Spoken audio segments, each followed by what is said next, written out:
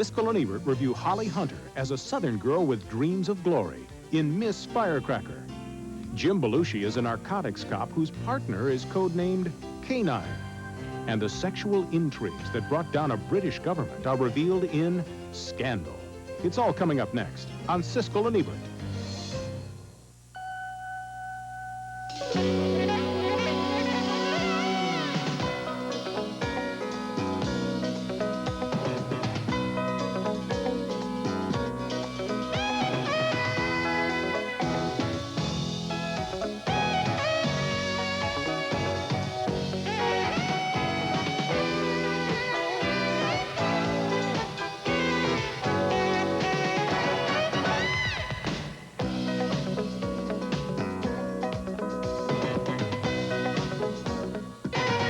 Everything's different now. I go to church now, and I'm signed up to where I take an orphan home to dinner once a week or to a movie. People aren't calling me Miss Hot Tamale anymore. Everything's changed. Holly Hunter from Broadcast News stars as a young Mississippi woman entering a local beauty contest in Miss Firecracker. It's one of 5 new films we'll be reviewing this week on Siskel and Ebert. I'm Gene Siskel of the Chicago Tribune. And I'm Roger Ebert of the Chicago Sun-Times. Our first movie is Miss Firecracker, and it's still another comedy about how everybody in the Deep South seems to be one kind of a colorful, eccentric character or another. I'm sure that Southerners are probably just generally as normal and mundane as the rest of us, but a movie like Miss Firecracker has a lot of fun with the story of a young woman who works at the catfish cannery, dyes her hair red, and enters the local beauty contest because she wants to be Miss Firecracker, and all the guys in town call her Miss Hot Tamale. Now, I'm going to be needing this outfit right away. I hope you'll be able to work quickly. Oh, sure. See, I've been making clothes practically all of my life. I started out when I was 4 years old. I used to make outfits for the bullfrogs that lived out around our yard. Bullfrogs, yeah. They is funny-looking creatures, ain't they? Oh, Nick. I dress them up and sell them as pets. They make nice pets. That's Holly Hunter, fresh from Broadcast News as the would-be beauty queen, and Alfre Woodard as just about her only friend. Not long after, Hunter's older cousin, played by Mary Steenburgen, turns up, and she was named Miss Firecracker way back in 1972. I've left Franklin. What? I can't believe it. And this is a sworn secret. Not a single solitary soul is to find it out. I won't breathe a word to anyone, I swear. See, I haven't told Franklin yet, and he still actually believes things are bearable between us. Gosh. It turns into a regular family reunion when Steenburgen's no-good brother barges in. He's played by Tim Robbins, the pitcher from Bull Durham. Look at you. What are you, trying to look like a bareback rider, the Shula Traveling Carnival show? You don't like it? Hardly, honey, hardly. Sarah Archie wants an autograph, so I guess I better get a good one.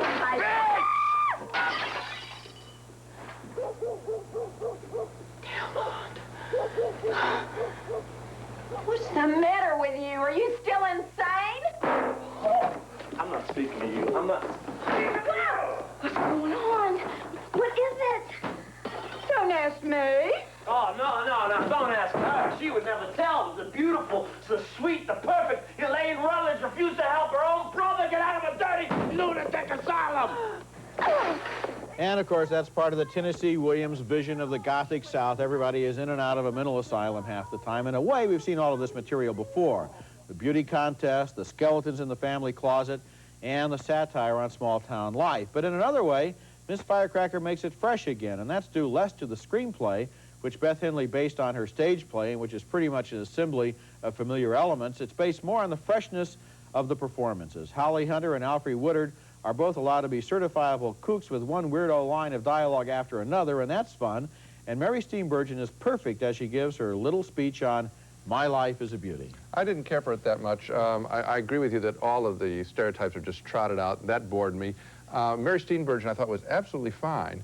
But oddly enough, I thought Holly Hunter was waving in and out of character. Sometimes with her speech pattern, she seemed very contemporary. Other times, she tried to be playing the Old South character. I think if she just kept her dialogue, her manner of speech straight, it would have worked a lot better. Well, what you have here is the Firecracker contest is held in 1988, practically the present day, and yet it's obviously a holdover from years gone an by. older time from Right. small town rituals and so forth. And the notion there, I think, is that what she's trying to do is move back into that. She's trying to recapture and relive her youth and be somebody else now than she really is. Yeah, I don't think she did it quite that well, because I was watching her and I was saying, no, there's the woman from broadcast news. I think that character was so indelible in a way that she didn't disappear this time for me. The other thing is, I don't know what the movie is really about, in a sense. I mean, in other words, it's just a lot of behavior, and I didn't think it added up. Now, you liked a movie called Smile several years ago Michael about a Ritchie's beauty film. contest. Now, I thought that this movie had some of the same touches in it in terms of the way that egos and vanity and jealousy are involved in a contest But as like you this. said, you knew it all before this started.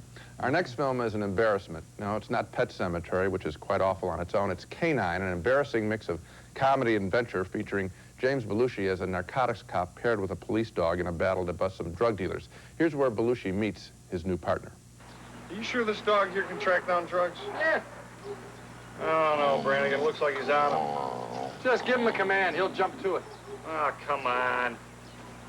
Sure. Hey, pup. Kill. Well, I think your boy might have worked better. Look here. We keep waiting for the film to become a parody like The Naked Gun, but no, the Man and the Dog story expands to include Belushi's girlfriend, the strange casting of Mel Harris from TV's 30-something. He's very protective. Mm-hmm. Come here. Harris seems ill at ease there, and predictably, the film concludes with a monotonous chase.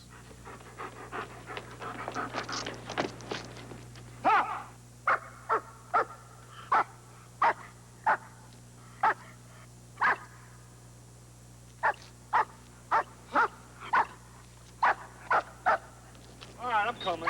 I'm coming. Don't let that dog shake you out. I'm coming. Shut you up. I'm coming. I just want a running start before I hit the pavement.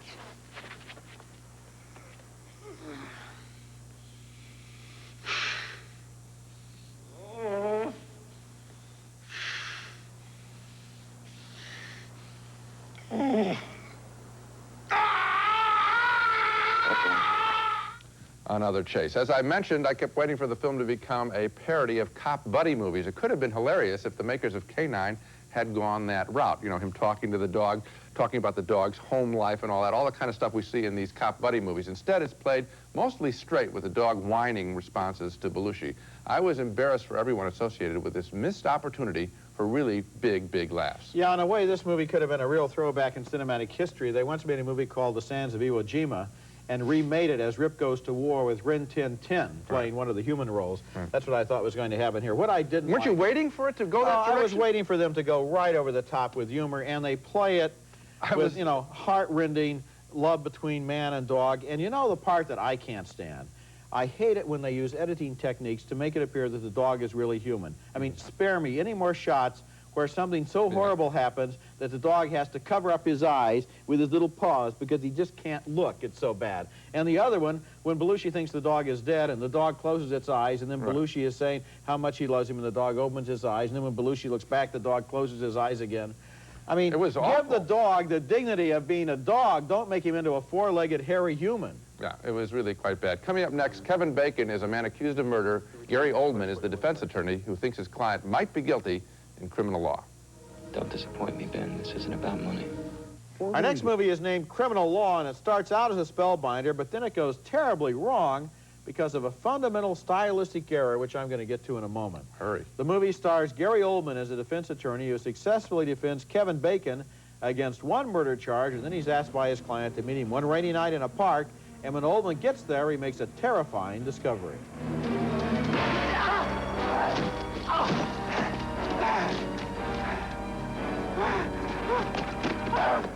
Well, of course, Oldman himself was one of the prime suspects in the murder, and Detective Joe Don Baker asks him some tough questions.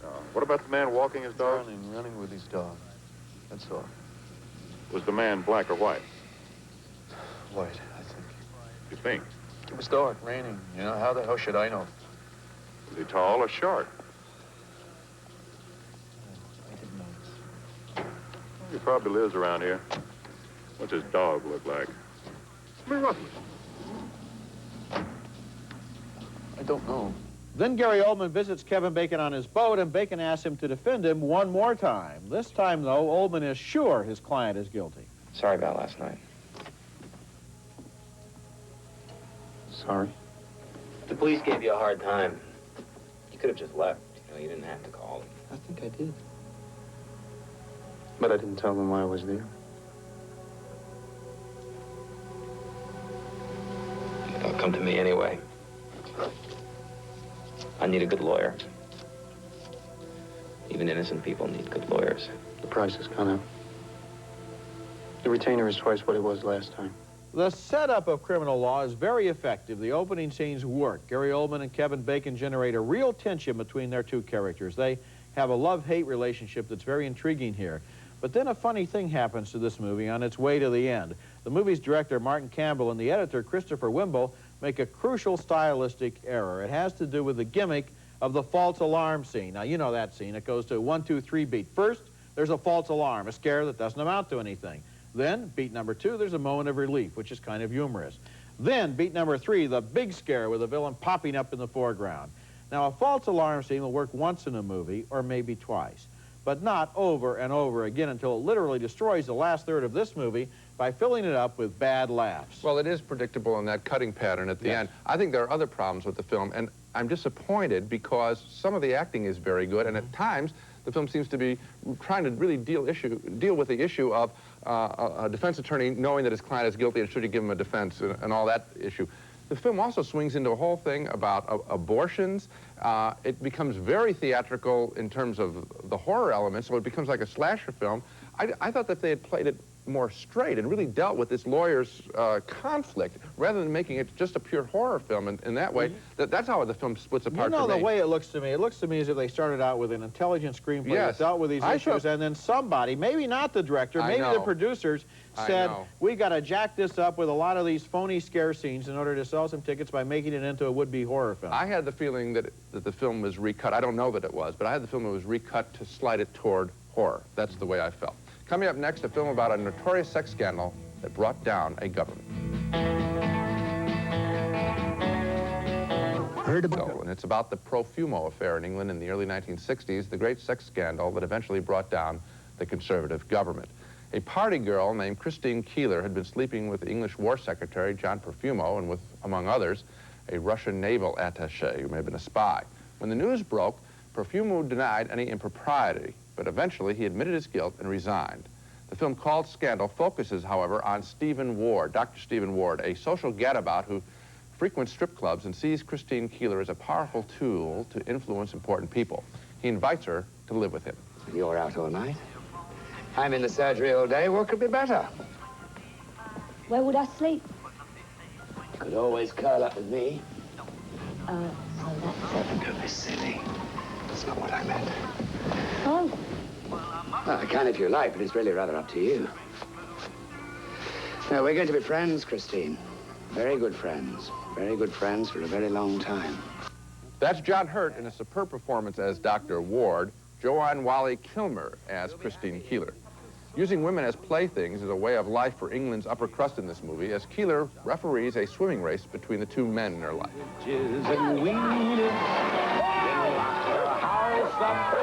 Now you're set. And on the beach you'll see the girls in their bikinis, as cute as ever, but they never get wet. That'll teach you to trust the fish.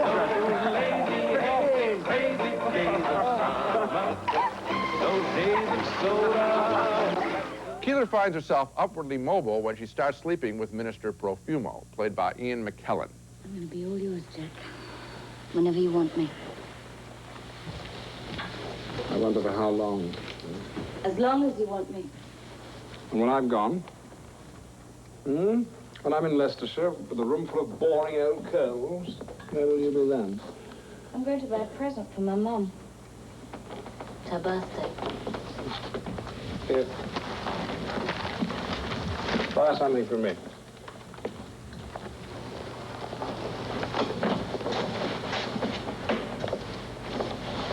Giving her that money will play a big role in his undoing. Scandal is a beautifully acted and photographed film, and it's about more than just the scandal. It's about the use of women, the constant visual messages in society of women as tarts, about the way scapegoats are often found. This is a fascinating docudrama, nicely written by Michael Thomas and directed by Michael Caton Jones. It's really one of the best films I've seen this year. I thought it was a very good film. Well acted, well directed, well written, and right on the mark with its message, which was so controversial that this material could not be made as a miniseries on British television and finally had to be made as this excellent movie, because what they're saying here is that the establishment had to find a scapegoat, and they framed Dr. Ward as a pimp living off the earnings of a prostitute, when in fact, as all the evidence indicates, not only in this movie but apparently in life, he was not a pimp at all, but simply someone who believed that if he could take these young women and shape them, he could use them in a way to further his own social career. Okay, well, he's not a financial pimp in that sense, well, but I mean, you could argue that he is he's a social pimp. Yeah, but he was convicted of living off the earnings of a prostitute, that's the way and that he didn't do. That he didn't do. At the same time, I like the way the film spent a lot of time with shots of the women making themselves up and posing and all that, and of all the cues that are in society. I mean, weren't you startled by, first of all, I was impressed that the film took the time to do that, rather than just rushing ahead with its story. Another thing that I like was the fact that they were able to genuinely show the real affection that existed between Dr. Ward and Christine Keeler, two people who, despite the fact that they had never slept together, were genuinely in love with each other, and that love survives even to the trial and despite everything else they've gone through. It's a very complex movie. I thought it was terrific. Coming up next, the Vietnam War seen from an infantryman's point of view in a movie made by a combat veteran. It's called 84 Charlie Mopic. I am not responsible for my own actions. This movie is named 84 Charlie Mopic, and it tells the story of an Army reconnaissance unit that gets lost in the Central Highlands of Vietnam during a mission in 1969. 84 Charlie is the name of the unit, and the word Mopic in the title describes the combat cameraman who's been sent along to make a training motion picture about the mission. The entire film is shot from the point of view of the camera that is going along on this mission, and the idea is that we observe the actual experiences of the soldiers as they happen. Look, I'm not walking in here off the street. I've had infantry training. That stateside Mickey Mouse don't cut it here, sir. This is Charlie's game, his rules. We learned how to play it. That's why we're here. That's why I'm here. That's why he's here. To bring back some of that training.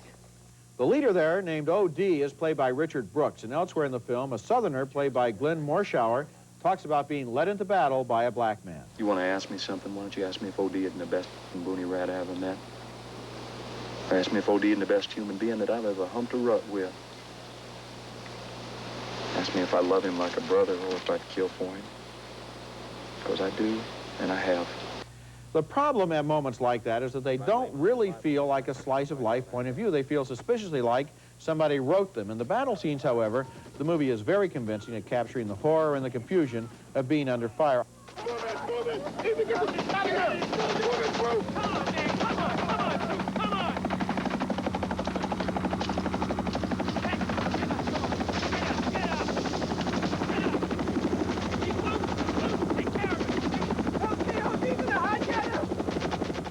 84 Charlie Mopic was written and directed by Patrick Duncan, a Vietnam vet who felt that few of the films about the war gave a soldier's eye view of what it was really like. He made the movie, he says, out of his own experience, and he has made a courageous and effective film. Now, actually, there was an earlier Vietnam film that also showed a single combat mission, a great 1967 documentary by Eugene Jones named A Face of War, and it would be interesting to see both of these films on a double bill because they contain all sorts of little details that only a frontline soldier would notice or remember. Like, for example, you can't smoke because the smell of an American cigarette is distinctive at 200 yards, and that would give you away. I think that what the film does is play things in a very minimal way, and that's what I like. I agree with you that the real strength of the film is the simple detail of combat and battles that are over in just a flash. Yes. And the total randomness of being... on one hand, they have a mission, but we're not exactly what that mission is, sure that mission is, except stay alive. I mean, you know, stay alive, move forward, but what are they trying to do? And that kind of confusion is communicated visually and also just emotionally over the whole period. I'll tell you one thing. I bought that it was real a couple of times in the film. I lost myself. How about you? No, but maybe because I met the director before I saw the film, so I knew that it was fiction. I mean, I did know it was fiction anyway, but I'll say this about the mission. The irony is it's a reconnaissance mission. Right. And what they're apparently supposed to do is find the enemy, which means walk around until the enemy shoots at them. Right. And the irony is, since they're lost, when they find the enemy, they won't know where they found him. So that well, they try to call in, then their radio doesn't work, and then this happens and that happens. At the end, they're just a bunch of guys walking around in the jungle wishing they were anywhere else, and that's what's effective. It's a terrific film. Now let's recap our reactions to the movies on this show. A split decision on Miss Firecracker with Holly Hunter in a Southern Beauty contest. Roger liked her performance. I found it uneven and the Southern stereotypes all too familiar. 2 thumbs down, way down for the dim-witted K-9, a missed opportunity for making fun of cop buddy films. 2 thumbs down for the uneven Criminal Law that can't seem to make up its mind between issues of criminal justice and traditional horror movie scenes. 2 thumbs up, however, for Scandal, the superior dramatization of the Profumo affair with a superb performance by John Hurt as a society doctor who sets it in motion. And finally, 2 more thumbs up for 84 Charlie Mopik, the Vietnam combat drama told from the grunt level. And those are the 2 that I really like, 84 Charlie Mopik and Scandal. Well, the pick of the week, I think, is Scandal. It's a really good movie, and Charlie Mopik. That's it for this week. Next week, we'll be back with reviews of 5 new movies, including Donald Sutherland and Lost Angels, the story of the lost children of the Los Angeles Consumer Society, and Return of Swamp Thing, starring Heather Locklear, Louis Jourdan, and a whole lot of moss. That's next week, and until then, the balcony is closed.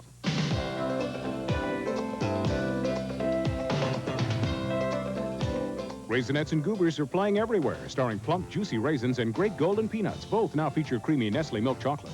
After work or after workout, Daisy Turbo Spa combines powerful water massage and tingling aeration to turn your tub into a personal whirlpool. Sinutab Allergy Formula for frequent allergy sufferers. Sinutab Allergy Formula works for 12 full hours to help stop all your allergy symptoms. Tap and Sure Cook Space Saver Microwave is perfect for kitchens where space is at a premium. Tap and Touch Solid State Controls automatic temperature probe and wood grain decor, furnished by Tappan.